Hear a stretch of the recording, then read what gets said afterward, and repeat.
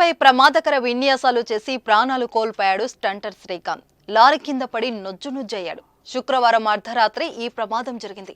అప్పటి నుంచి శ్రీకాంత్ కు సంబంధించి అనేక కొత్త విషయాలు వెలుగులోకి వస్తున్నాయి. అతను ఒక రౌడీ, దొంగ, డ్రగ్గిస్ట్ అని రకరకాల ఆరోపణలు చేస్తున్నారు.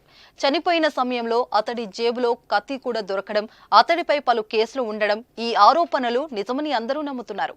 అయితే శ్రీకాంత్ కుటుంబ సభ్యులు మాత్రం శ్రీకాంత్ చాలా మంచివాడని చెబుతున్నారు. అవసరాన్ని బట్టి మనుషులను అంచనా వెయ్యొద్దని కోరుతున్నారు. గజం కేవలం 23,000 రూపాయలతో 165 గజాల భూమి కేవలం 38 లక్షలు మాత్రమే. సినిమా డైలాగులు కొట్టి సోషల్ మీడియాలో వీడియోలు అప్లోడ్ చేసినంత మాత్రాన రౌడీ అయిపోరని చెబుతున్నారు. శ్రీకాంత్ పై ఆరోపణలు చూస్తుంటే బాధగా ఉందన్నారు ఆయన సోదరుడు. శ్రీకాంత్ ఎప్పుడు ఎవరితో గొడవలు పెట్టుకోలేదని, కేవలం అతడి స్టైల్, వ్యవహార శైలి చూసి రౌడీ షీటర్ అని ముద్ర వేశారని వాపోయారు. అదేవిధంగా తన అన్న మృతిపై తమకు అనుమానాలు ఉన్నాయని చెబుతున్నారు. బైక్ పై ఇప్పటి వరకు కింద పడని వ్యక్తి ఎలా చనిపోయాడని ప్రశ్నిస్తున్నారు. శ్రీకాంత్ మృతి వెనుక కొందరు వ్యక్తులు ఉన్నారని, వారు ధమ్కిలు ఇచ్చారని శ్రీకాంత్ సోదరుడు ఆరోపిస్తున్నాడు.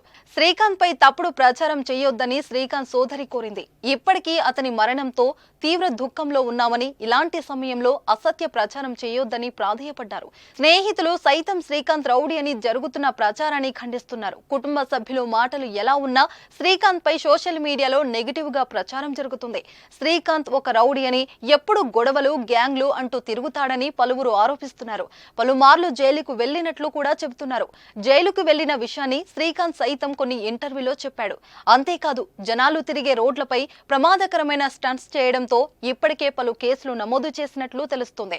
అయితే శ్రీకాంత్ పై మేజర్ కేసులు ఏమీ లేవని సమాచారం. ఏదేమైనా తనకు ఇష్టమైన బైక్ విన్యాసాలే శ్రీకాంత్ ప్రాణం తీశాయి.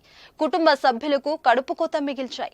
బైక్ విన్యాసాలో ఇప్పటి వరకు ప్రమాదం ఎరగని శ్రీకాంత్ ఒకేసారి లారీ కింద పడి చనిపోవడం విషాదాన్ని నింపింది. బైక్ పై విన్యాసాలు చేసే వారందరూ శ్రీకాంత్ ఘటనను నుంచి గుణపాఠం నేర్చుకోవాలి. బైక్ స్టంట్స్ ఎప్పుడు ప్రమాదకరమే అని గ్రహించాలి.